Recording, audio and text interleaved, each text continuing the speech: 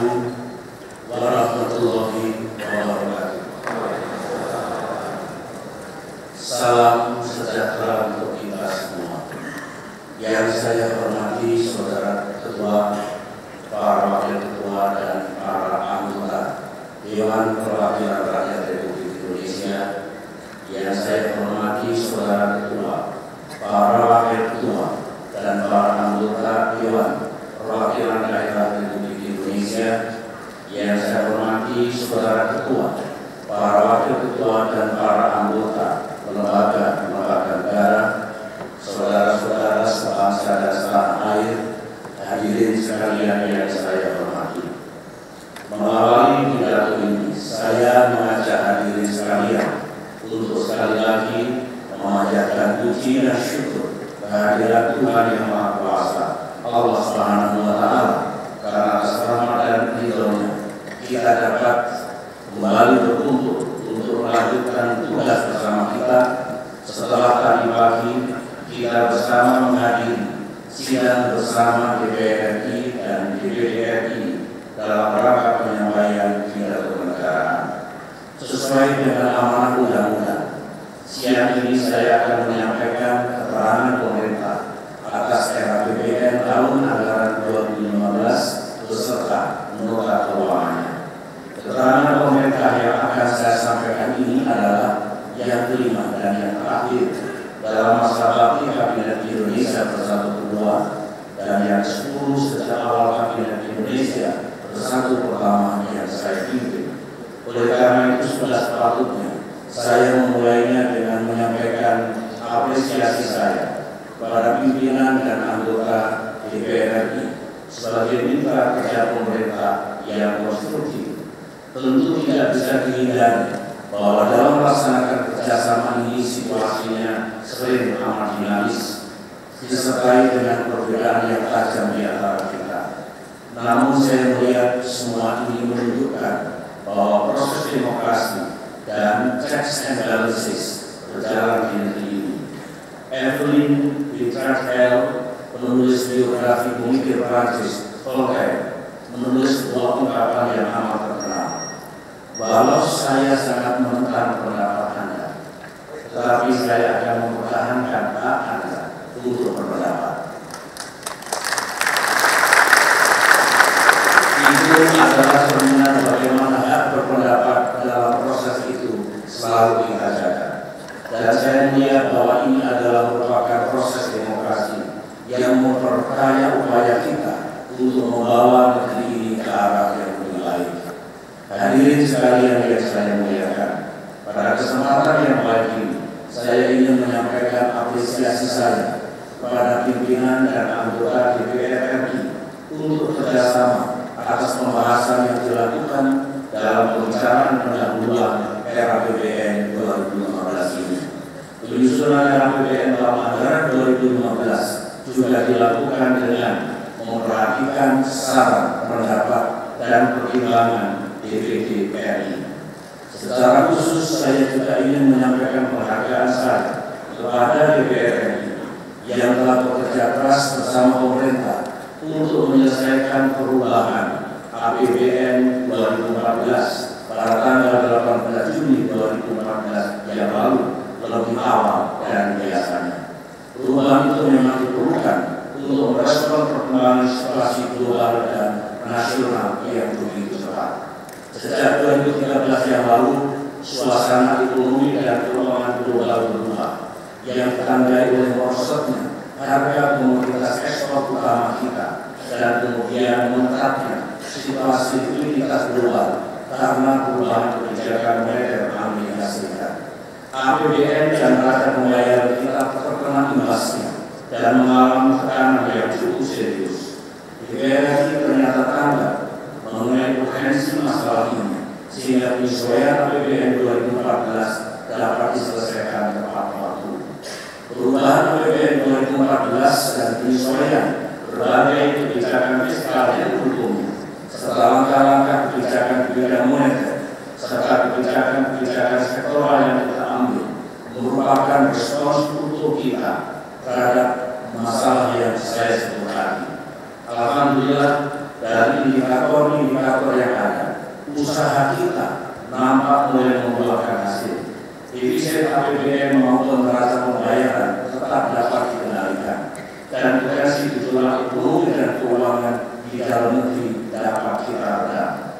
Penyusunan APBN 2015 juga diawali dengan momentum yang baik terkait dengan keputusan Mahkamah Konstitusi pada tanggal 22 Mei 2014 menyangkut judicial review Undang-Undang Nomor 17 Tahun 2003 tentang keuangan negara dan Undang-Undang Nomor 27 Tahun 2009 tentang MPR, DPR, DPD, dan DPRD.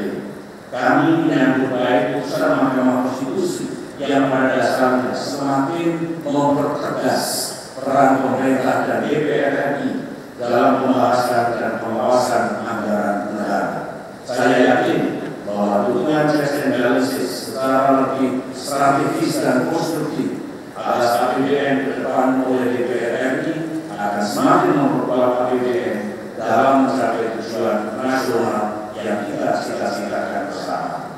Hadirin sekalian yang saya muliakan, perlu saya kemukakan bahwa berbeda dengan nota keuangan dan RAPBN tahun-tahun sebelumnya, nota keuangan dan RAPBN tahun 2015 disusun oleh pemerintah yang mengemban amanah saat ini untuk dilaksanakan oleh pemerintah baru hasil pemilu tahun 2014. Oleh karena itu, penyusunan anggaran belanja Kementerian Negara dan lembaga dalam RAPBN 2015 masih bersifat baseline yang substansi utamanya hanya memperhitungkan kebutuhan pokok penyelenggaraan pemerintahan dan pelayanan kepada masyarakat. Saya berharap langkah ini dapat memberikan ruang gerak yang luas bagi pemerintah baru untuk melaksanakan program-program kerja yang direncanakan. Setelah tanggal 20 Oktober mendatang, saya yakin bahwa pemerintah baru akan memiliki ruang dan waktu yang cukup untuk memperbaiki anggaran dan memasukkan berbagai program yang akan dilaksanakan 5 tahun mendatang. Hadirin sekalian yang saya hormati, sungguh kita patut bersyukur dalam 10 tahun terakhir ini pembangunan di tanah air kita mengalami kemajuan yang menggembirakan.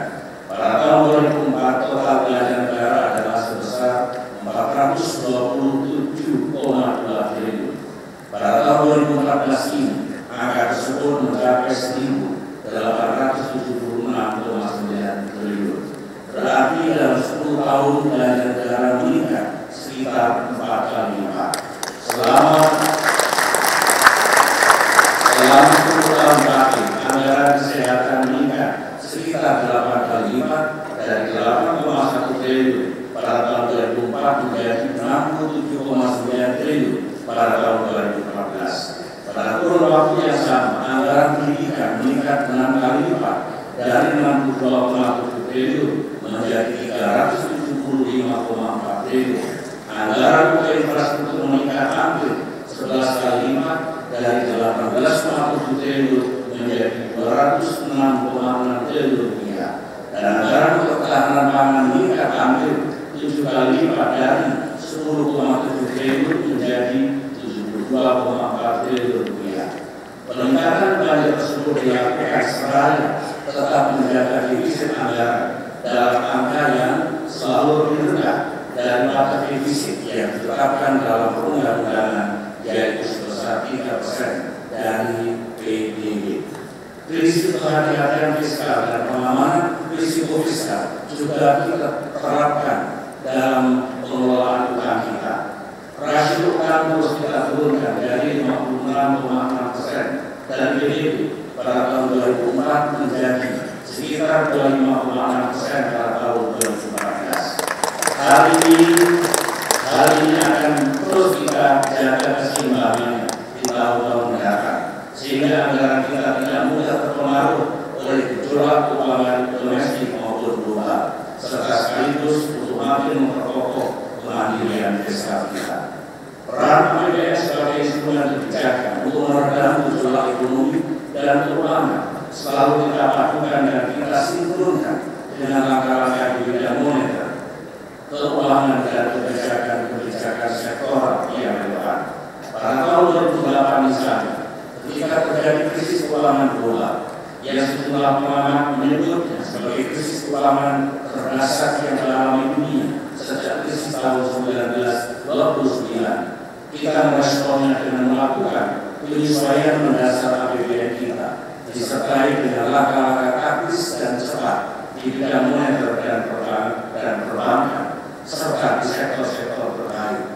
Langkah kebijakan itu telah berhasil meminimalkan dampak krisis tersebut pada perekonomian nasional yang kemudian bangkit kembali dengan cepat. Hal yang sama juga kita lakukan pada tahun 2013-2014 ini untuk skala krisis ekonomi yang lebih kecil. Saudara-saudara sekalian yang saya hormati, APBN bukanlah hanya berkaitan dengan tambahan besaran angka pendapatan dan belanja negara. APBN digunakan sebesar-besarnya untuk kepentingan pembangunan dan pelayanan pemerintah kepada masyarakat. Dalam 10 tahun terakhir, sekalipun tantangan yang kita hadapi tidak ringan, seperti krisis ekonomi global dan bencana alam di dalam negeri yang tak kunjung-kunjung, pembangunan nasional Indonesia tetap dapat kita jalankan dan optimalkan dengan segenap semangat, kekuatan, dan sumber daya yang ada.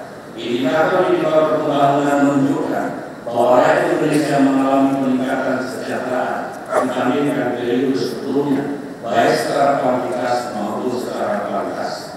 Pertumbuhan ekonomi Indonesia meningkat menjadi 5% pada tahun 2004 dan terjaga pada kisaran rata 5,8% dalam periode 2005-2013. Tak hanya itu, tahun 2014 Bank Dunia mengumumkan bahwa Indonesia termasuk dalam 10 besar ekonomi dunia berdasarkan metode perhitungan percentage parity. Hal ini adalah sesuatu yang sangat membanggakan dan menunjukkan bahwa pembangunan ekonomi Indonesia sudah berada dalam jalur yang benar. Kedepan, Indonesia memiliki potensi yang amat besar untuk menjadi pelaku penting dalam perekonomian dunia.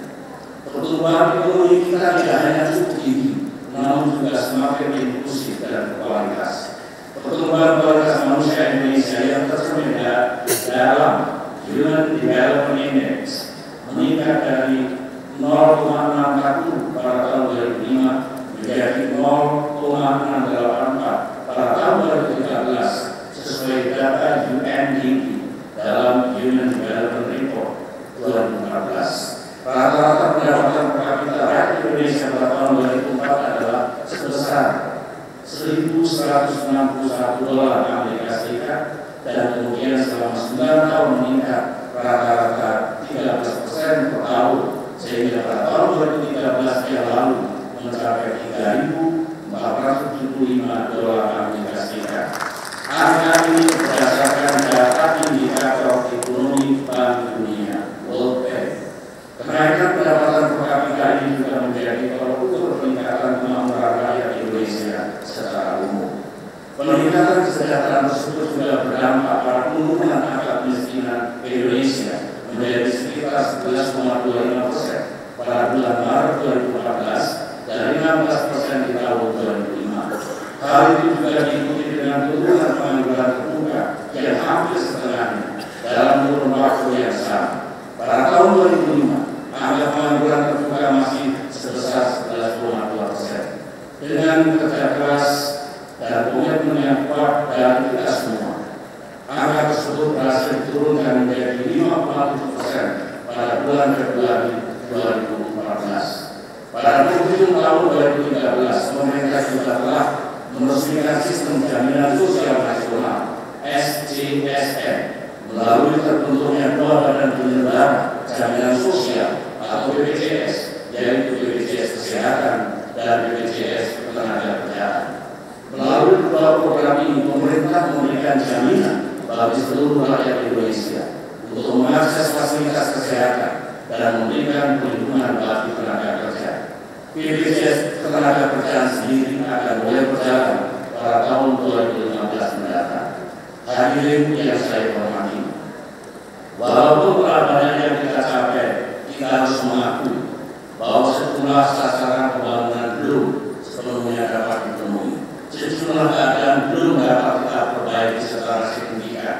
Hal ini antara lain disebabkan oleh terdapatnya berbagai permasalahan dan tantangan, baik internal maupun eksternal. Sebagai dampak dari melambatnya perekonomian global, pertumbuhan ekonomi di sebagian besar negara emerging economies, termasuk Indonesia, mulai menunjukkan perlambatan pada tahun 2013.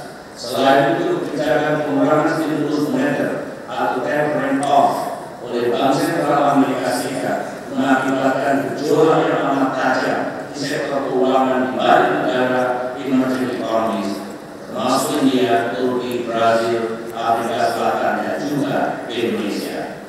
Tekanan terhadap perekonomian Indonesia tercermin pada tekanan dalam defisit transaksi berjalan dan gejolak di sektor keuangan. Akibatnya, nilai tukar rupiah mengalami tekanan yang cukup besar, sebagaimana yang kita rasakan dalam beberapa waktu terakhir.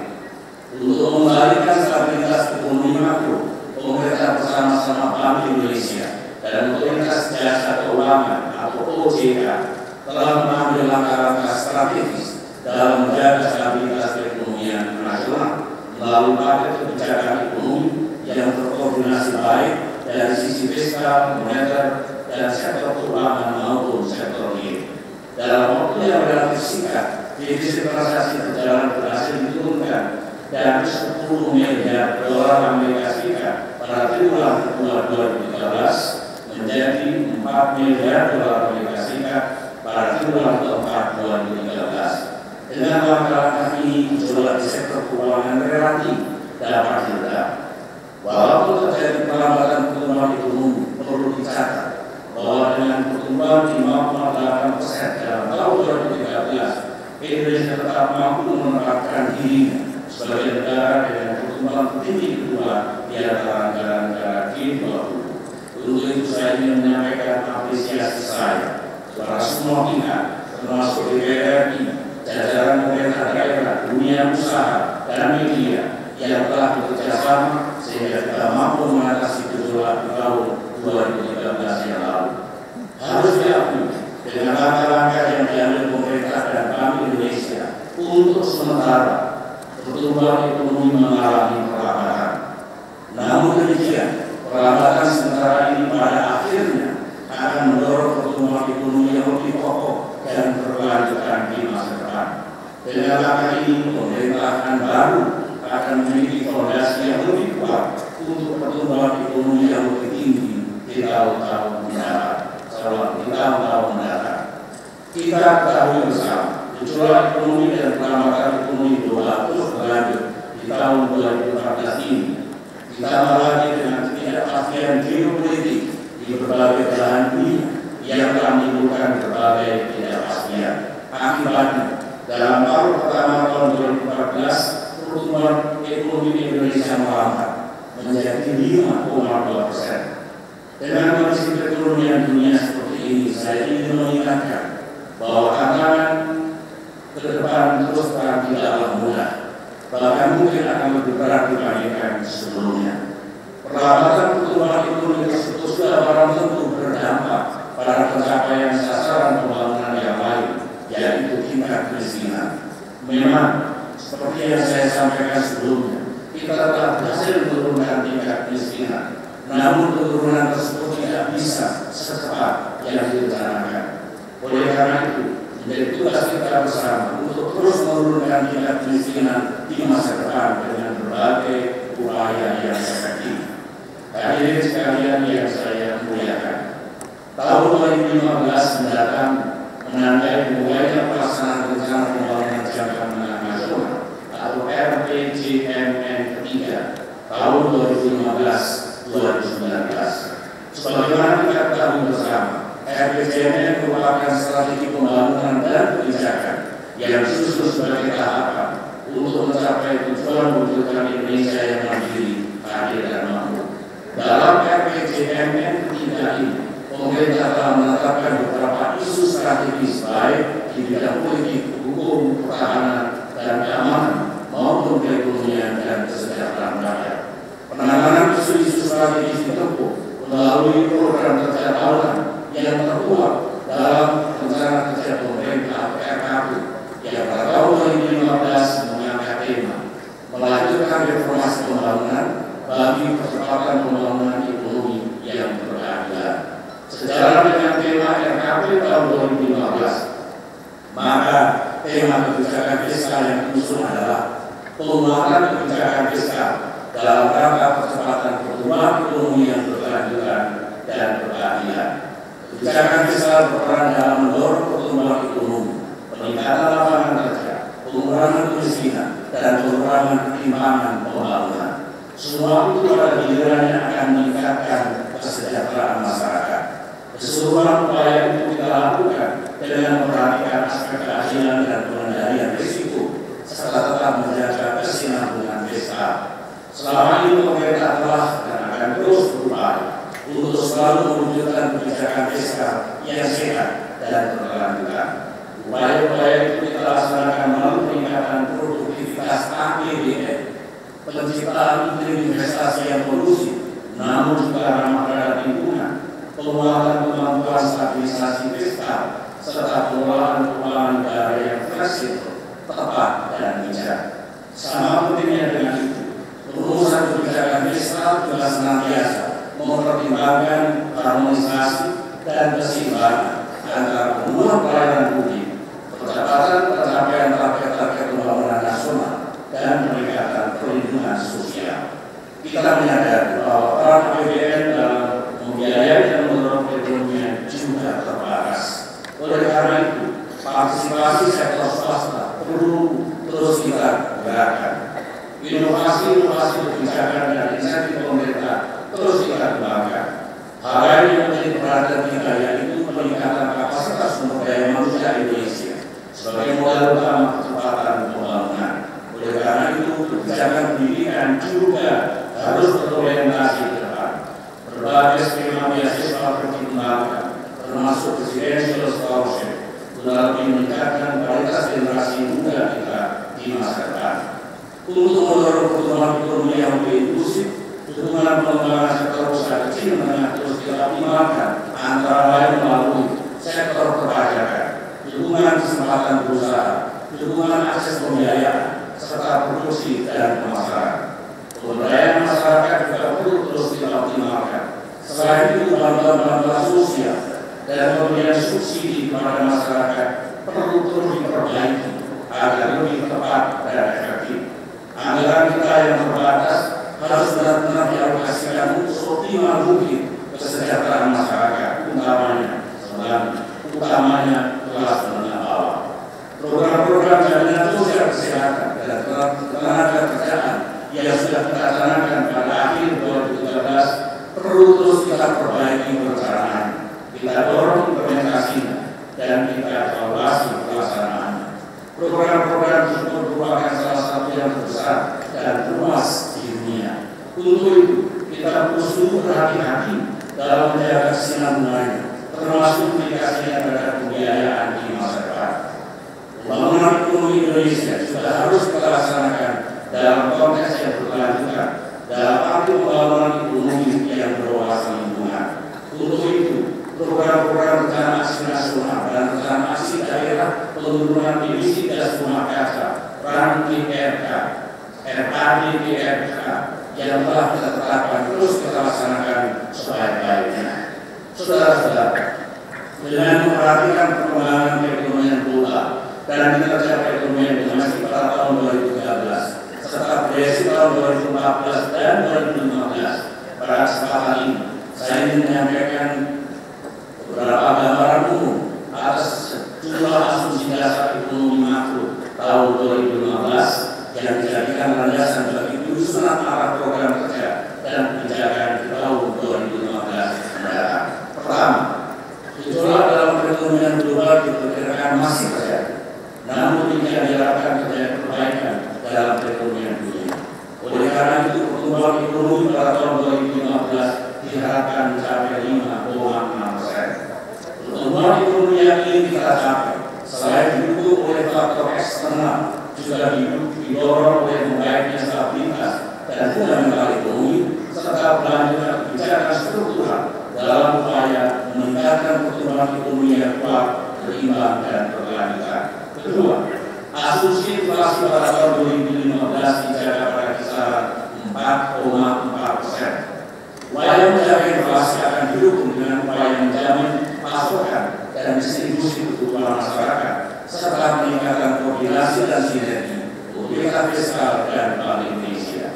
Ketiga, berkaitan dengan asumsi nilai tukar rupiah, adanya kemungkinan Bank Sentral Amerika Serikat melakukan normalisasi kebijakan moneternya dengan menaikkan tingkat bunga di tahun 2015 akan membawa dampak kepada tekanan nilai tukar rupiah dan mata uang banyak negara termasuk Indonesia. Karena itu dibutuhkan satu asumsi yang realistik dan mampu mengantisipasi perkembangan ke depan melalui langkah-langkah bauran kebijakan makro prudensial yang terkoordinasi antara pemerintah, Bank Indonesia dan OJK. Nilai tukar rupiah dalam tahun 2015 akan terjaga dan bergerak relatif stabil pada kisaran Rp11.900 per dolar Amerika Serikat. Keempat, berkaitan dengan asumsi suku bunga. Dengan mempertimbangkan ada surat utang negara tetap memiliki daya tarik yang tinggi bagi investor dan juga memperhitungkan risiko peningkatan suku bunga di Amerika Serikat, maka rata-rata suku bunga surat perbendaharaan negara atau SPN 3 bulan diasumsikan pada tingkat 6,2%. Kelima, menyangkut asumsi harga minyak mentah Indonesia atau Indonesian Crude Oil Price (ICP). Setelah mempertimbangkan berbagai faktor utama, asumsi rata-rata harga minyak mentah Indonesia diperkirakan sebesar $105 Amerika Serikat per barrel. Keenam, berkaitan dengan asumsi lifting minyak mentah dan lifting gas bumi. Dalam tahun 2015, lifting minyak mentah diperkirakan dapat meningkat secara bertahap mencapai sekitar 845.000 barrel per hari dan gas bumi sekitar 1.248.000 barrel setara minyak per hari. Hadirin yang saya hormati, seperti tahun-tahun sebelumnya, pokok-pokok kebijakan fiskal dan anggaran tahun 2015 meliputi 3 bidang utama, yaitu kebijakan pendapatan negara, kebijakan belanja negara, dan kebijakan pembiayaan negara. Pada kebijakan pendapatan negara diarahkan untuk mendorong optimalisasi pendapatan negara dengan tetap menjaga stabilitas ekonomi nasional dan peningkatan daya saing. Oleh karena itu, dalam upaya mencapai target penerimaan perpajakan pada tahun 2015, penting dilakukan beberapa kebijakan fiskal di bidang perpajakan, antara lain optimalisasi penerimaan perpajakan melalui penyempurnaan peraturan perundang-undangan perpajakan, ekstensifikasi dan intensifikasi perpajakan, serta pengendalian potensi penerimaan perpajakan secara sektoral. Dari total pendapatan negara, penerimaan perpajakan direncanakan mencapai 1.370,8 triliun Amerika Serikat, 1.370,8 triliun rupiah, naik 10% dari target APBNP tahun 2014 sebesar 1.246,1 triliun rupiah. Dengan total penerimaan perpajakan sebesar itu, maka rasio penerimaan perpajakan terhadap PDB atau tax ratio di tahun 2015 menjadi 12,32%. Sedangkan tax ratio dalam arti luas dengan mempertimbangkan pajak daerah dan penerimaan sumber daya alam mencapai 15,62%. Untuk mengoptimalkan penerimaan perpajakan, perlu diimplementasikan berbagai kebijakan insentif pajak, meliputi peningkatan penghasilan jasa pajak. Pajak ditanggung pemerintah untuk pengembangan sektor tertentu, serta pemberian pembebasan pajak tax holiday dan pengurangan pajak tax allowances untuk menstimulasi tumbuhnya sektor strategis tertentu sehingga nilai tambah perekonomian dapat dioptimalkan. Sejalan dengan upaya optimalisasi penerimaan perpajakan, pada tahun 2015 perlu dioptimalkan penerimaan negara bukan pajak (PNBP), khususnya dari PNBP sumber daya alam, melalui upaya pencapaian target produksi, transparansi pengelolaan, dan efisiensi produksi. Saudara-saudara, sebagaimana kita ketahui bersama, salah satu fungsi anggaran belanja negara adalah sebagai penggerak perekonomian. Pengalokasian belanja negara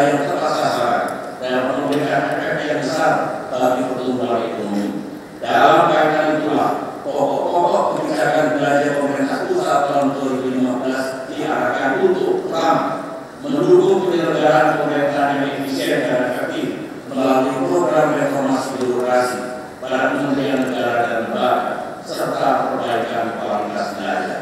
Kedua, meningkatkan daya saing dan kapasitas produksi serta melakukan upaya pengentasan kemiskinan. Ketiga, mendukung percepatan pencapaian kekuatan dasar TNI yang diperlukan, the minimum essential force, sesuai dengan kemampuan keuangan negara dengan lebih memperdayakan industri pertahanan dalam negeri. Keempat, meningkatkan efektivitas kebijakan anggaran subsidi yang tepat sasaran melalui pengendalian besaran subsidi, baik subsidi energi maupun subsidi non-energi.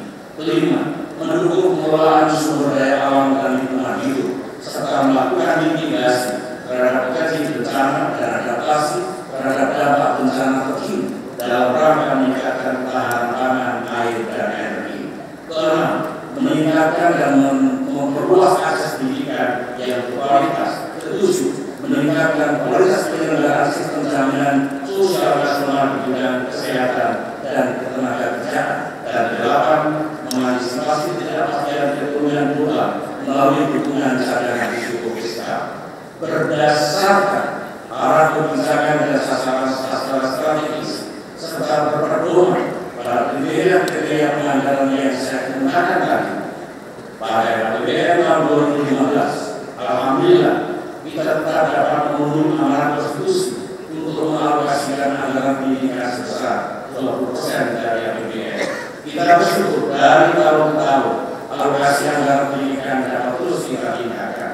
Dalam tahun 2014 anggaran pendidikan telah mencapai 375,4 triliun dan tahun 2015 mendapat direncanakan sebesar 404 triliun rupiah.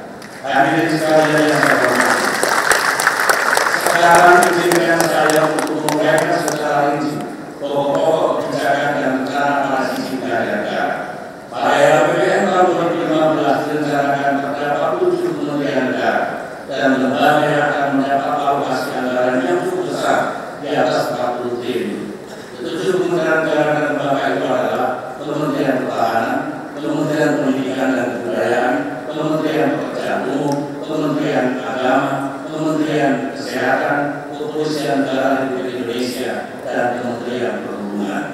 Alokasi anggaran pada Kementerian Pendidikan dan Kebudayaan sebesar 67,2 triliun, serta Kementerian Agama sebesar 50,5 triliun akan diprioritaskan untuk meningkatkan akses, kualitas, relevansi, dan daya saing pendidikan melalui peningkatan dan pemetaan pelayanan pendidikan. Strategi tersebut ditujukan untuk mempercepat pembangunan sumber daya manusia sekaligus memanfaatkan potensi demokrasi Indonesia yang produktif. Sejak tahun ajaran 2013-2014, pemerintah terus berupaya agar kualitas pendidikan terus meningkat dan akses menjadi semakin luas, termasuk untuk daerah terpencil, terluar, dan tertinggal.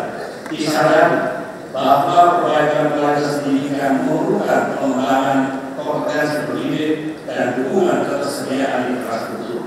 Dalam upaya meningkatkan pemerataan akses pendidikan, dalam tahun 2015 kita tingkatkan lagi penyediaan bantuan siswa miskin dan beasiswa bagi mahasiswa miskin atau yang dikenal dengan bidik misi.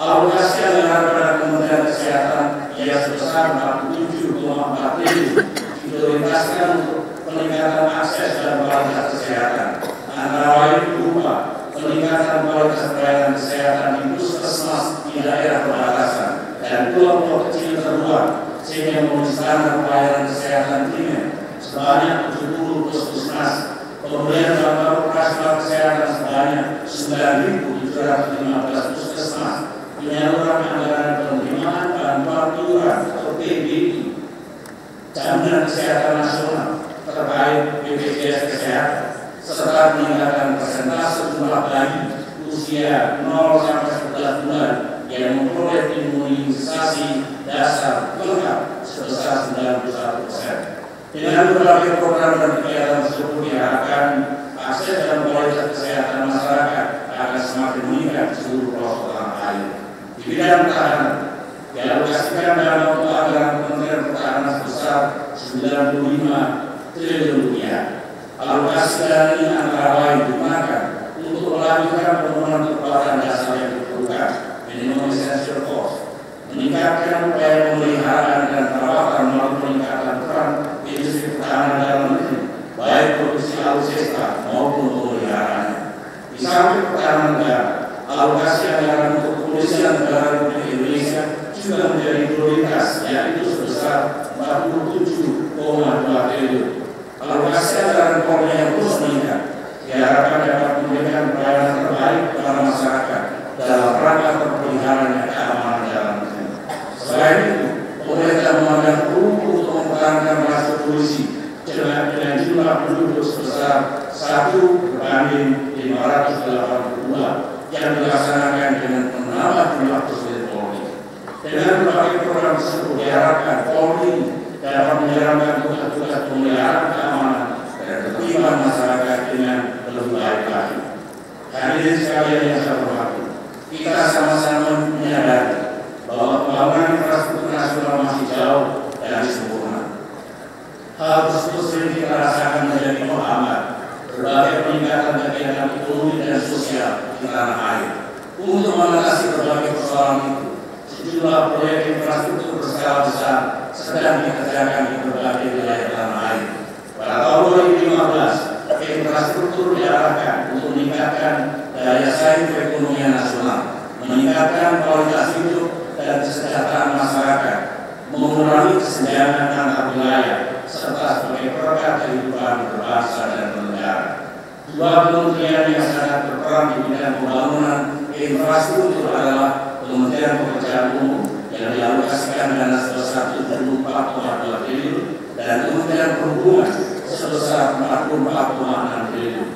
Dengan adanya pengembangan infrastruktur sebagai faktor utama, diharapkan biaya logistik akan menurun dari 25,2% terhadap PDB pada tahun 2019 menjadi 23,6% dari PDB pada tahun 2015. Di samping aktivitas nasional, Kementerian Pekerjaan Umum juga membantu tugas pembangunan infrastruktur irigasi dan waduk dalam rangka untuk ketahanan pangan dan air bersih, serta pembangunan sarana dan prasarana pengaman pangan sepanjang sekitar 22 km. Sementara pada tahun 2015 mendatang, melalui Kementerian Perhubungan direncanakan akan dibangun 5 bandar udara baru dan mengembangkan serta merehabilitasi 51 bandar udara. Saudara-saudara, selain itu Kementerian Negara dan lembaga yang mendapat alokasi anggaran yang dominan, terdapat sejumlah kementerian negara dan lembaga yang memperoleh alokasi anggaran di atas 10 triliun rupiah, termasuk Kementerian Pertanian sebesar 15,8 triliun yang direncanakan untuk meningkatkan nilai tambah dan daya saing produksi pertanian. Khusus untuk sektor pertanian, di samping anggaran yang telah dialokasikan di atas, pemerintah juga mengalokasikan dana untuk mendukung sektor pertanian seperti antara lain irigasi, subsidi pupuk dan subsidi benih. Selanjutnya, sebagai salah satu penopang pembangunan yang berkelanjutan, peningkatan ketahanan energi adalah hal yang mutlak untuk dilakukan. Melalui Kementerian Energi dan Sumber Daya Mineral, dialokasikan anggaran sebesar 11,3 triliun rupiah yang direncanakan untuk pembangunan infrastruktur tenaga listrik dan bioenergi. Anggaran belanja melalui Kementerian Negara dan lembaga dalam RAPBN tahun 2015 direncanakan sebesar 779,3 triliun rupiah yang dialokasikan antara lain untuk belanja subsidi dan pembayaran bunga utang. Anggaran belanja subsidi dalam RAPBN 2015 dialokasikan sebesar 433,5 triliun rupiah. Anggaran tersebut dialokasikan untuk subsidi energi sebesar 363,5 triliun dan subsidi non energi sebesar 70 triliun.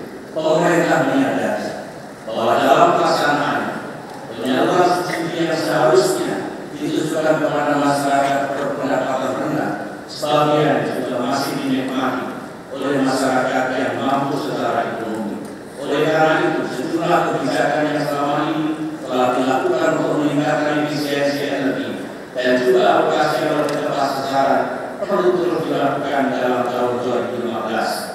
Untuk melanjutkan kebijakan tersebut perlu diambil langkah-langkah kebijakan berupa peningkatan efisiensi subsidi energi melalui ketepatan target sasaran, penyaluran subsidi non energi secara lebih efisien, penajaman penetapan sasaran, dan penyaluran dengan memanfaatkan data kependudukan yang lebih valid dan pengendalian konsumsi BBM bersubsidi.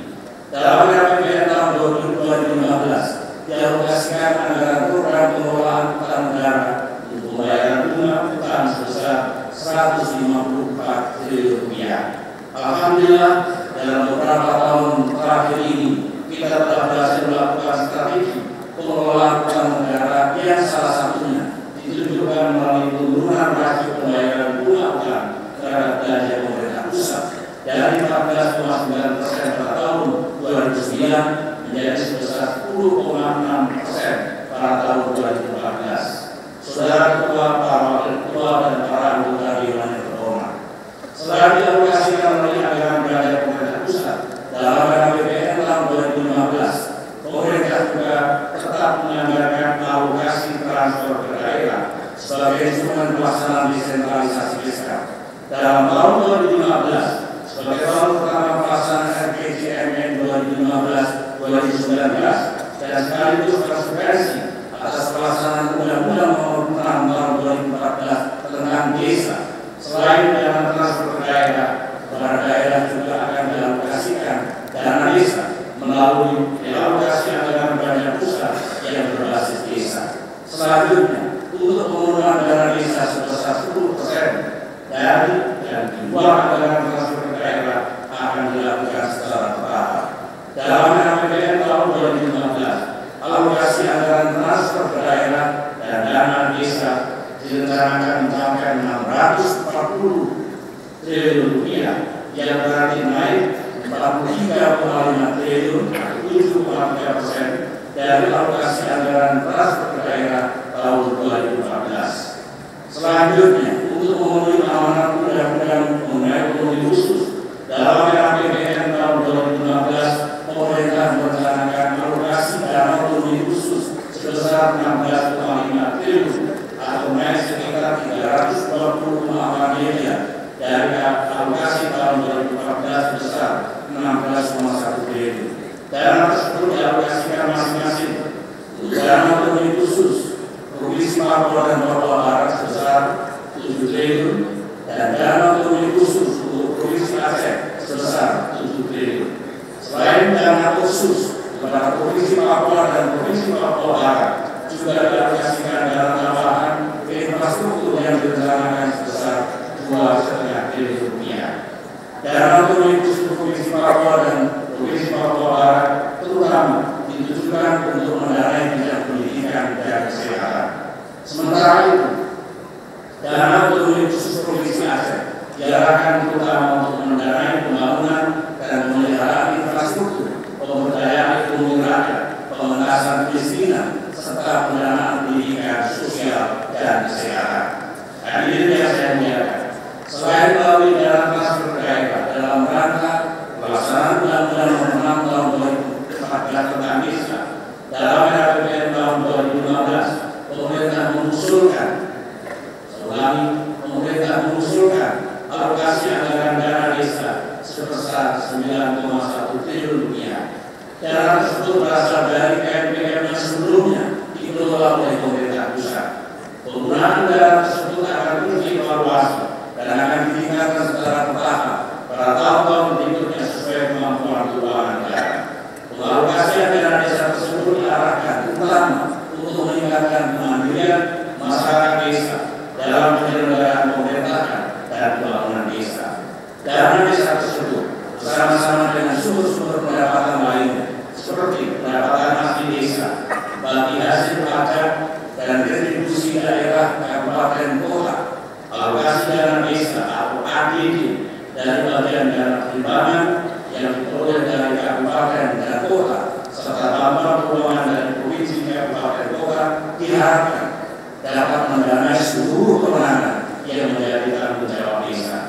Berkaitan dengan itu, saya meminta agar pemberian unsur pendanaan yang besar para desa dapat diikuti dengan tanggung jawab terhadap pengelolaan keuangan oleh desa secara transparan dan akuntabel guna menghindari segala bentuk penyimpangan.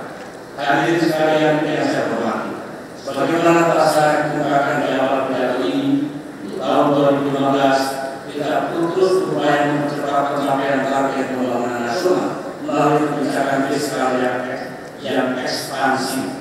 Sebagaimana kita ketahui, konsekuensi dari kebijakan fiskal yang ekspansif adalah terjadinya defisit anggaran. Dalam rangka mendukung pelaksanaan kebijakan fiskal pada tahun 2015, kebijakan umum pembiayaan diarahkan pada beberapa kebijakan utama, antara lain: pertama, pengendalian rasio utang terhadap PDB; kedua, mengutamakan pembiayaan utang yang bersumber dari dalam negeri; ketiga, mengarahkan pemanfaatan utang untuk kegiatan produktif. Kita berharap melalui serangkaian kebijakan pembiayaan anggaran, rasio utang pemerintah terhadap PDB dapat dijaga tren yang menurun dalam jangka menengah. Penurunan rasio utang pemerintah terhadap PDB harus terus kita jaga dan lanjutkan guna mencapai kemandirian fiskal yang berkelanjutan, yang insya Allah akan semakin memperkuat struktur pertahanan fiskal kita. Dengan uraian RAPBN 2015 yang saya kemukakan tadi, secara garis besar, postur RAPBN 2015 dapat saya sampaikan sebagai berikut. Total pendapatan negara mencapai 1.762,3 triliun rupiah, yang terdiri dari penerimaan perpajakan sebesar 1.370,8 triliun, PNBP sebesar 388 triliun, dan penerimaan hibah sebesar 3,4 triliun rupiah. Sementara total belanja negara mencapai sebesar 2.019,9 triliun rupiah, yang terdiri dari belanja pemerintah pusat sebesar 1.379,9 triliun dan transfer ke daerah dan dana desa sebesar 640 triliun rupiah. Dengan demikian, defisit anggaran dalam RAPBN 2015 adalah sebesar 257,6 triliun rupiah atau 2,32% terhadap PDB, turun dari defisit APBN 2014 sebesar 2,4% terhadap PDB. Saudara Ketua, para Wakil Ketua dan para anggota Dewan Perwakilan Daerah, perwakilan rakyat Republik Indonesia, saudara Ketua, para Wakil Ketua dan para anggota lembaga-lembaga negara, saudara-saudara sebangsa dan setanah air, hadirin sekalian yang saya muliakan. Sebelum mengakhiri keterangan pemerintah ini, ingin saya kemukakan bahwa tahun 2015 merupakan tahun pertama bagi periode pemerintahan hasil pemilihan umum tahun 2014. Kita semua berharap pada tahun 2015 seluruh kebijakan, program, dan kegiatan yang telah terbukti memperbaiki kondisi bangsa kita dan telah terbukti telah meningkatkan kesejahteraan seluruh lapisan masyarakat dapat terus dilanjutkan dan bahkan ditingkatkan. Sebaliknya, program dan kegiatan yang kurang efektif bagi masyarakat dan bagi peningkatan pembangunan dapat dievaluasi dan diperbaiki.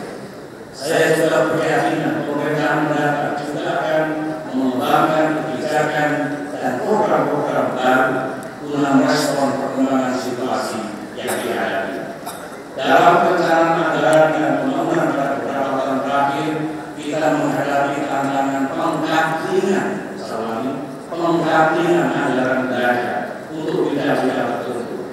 Untuk memenuhi amanat penyelenggaraan negara sesuai Undang-Undang Dasar 1945, saya berharap biaya eksekutif dan legislatif tidak lagi membuat regulasi yang melakukan pengkatingan alokasi anggaran untuk bidang-bidang tertentu, kecuali yang sudah diamanatkan di dalam Undang-Undang Dasar 1945, yaitu dana pendidikan 20% dari dana APBN dan APBD.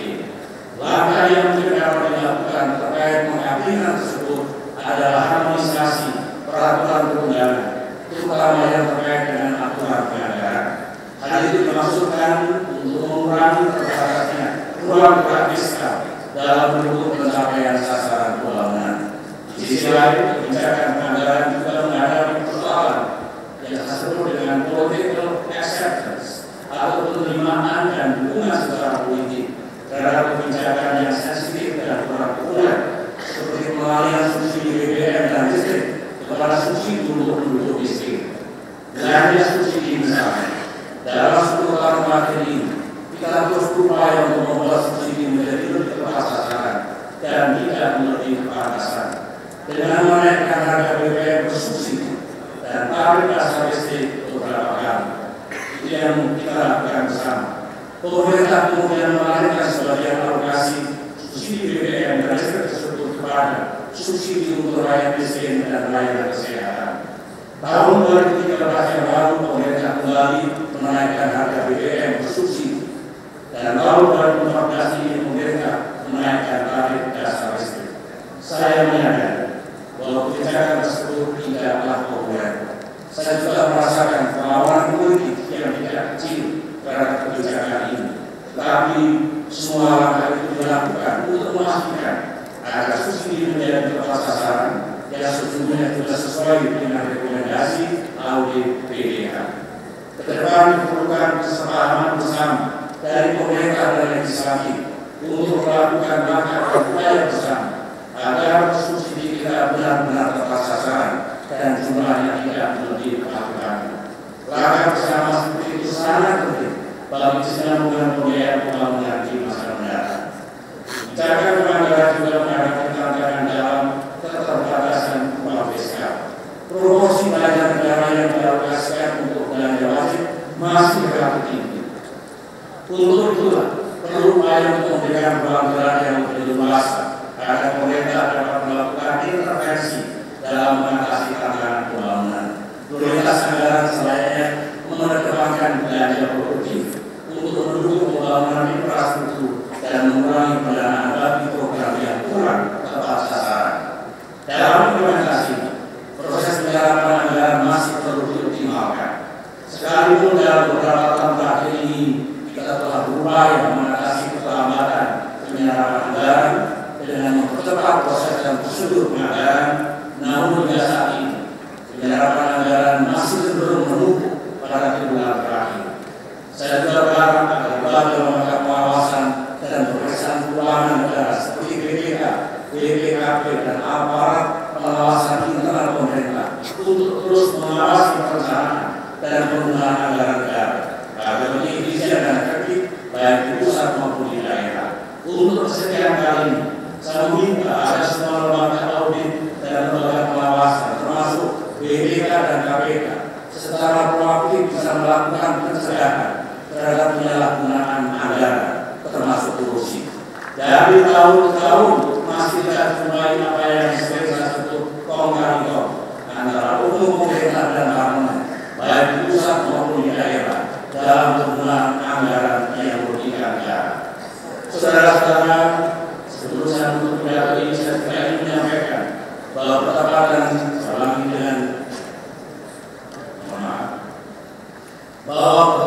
dengan hari ulang tahun kemerdekaan Republik Indonesia yang ke-69 tanggal 17 Agustus 2014 berdasarkan Undang-Undang Nomor 7 Tahun 2011 tentang mata uang, pemerintah bersama Bank Indonesia mengumumkan bahwa rupiah kertas negara Kesatuan Republik Indonesia dengan pecahan Rp100.000 tahun emisi 2014 dinyatakan mulai diberlakukan, dikeluarkan dan diedarkan di seluruh Indonesia. Hal ini untuk menegaskan bahwa rupiah sebagai mata uang negara Kesatuan Republik Indonesia merupakan salah satu simbol kedaulatan negara yang harus dihormati dan dibanggakan oleh seluruh warga negara Indonesia. Demikianlah penjelasan saya mengenai pokok-pokok rancangan APBN tahun 2015. Saya berharap pembahasan RUU tentang APBN serta nota keuangan tahun 2015 dapat berjalan lancar dan tepat waktu. Kita tahu upaya kita terus memperbaiki dan membangun ini selama 10 tahun karena sebuah proses yang berat. Kadang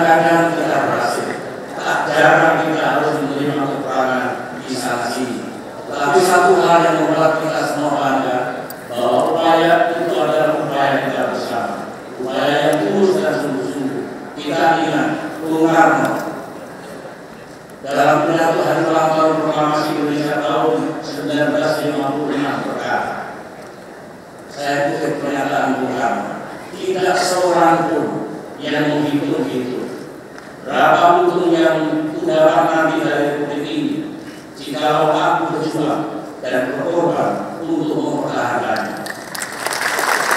Kita tidak pernah berkata dalam pembelaannya di muka hakim di Den Haag mengutip pejabat Belanda René de Pen, saya kutip pernyataan Bung Hatta, hanya ada satu negeri yang menjadi negeri, yaitu dengan perbuatan, dan perbuatan itu adalah usaha.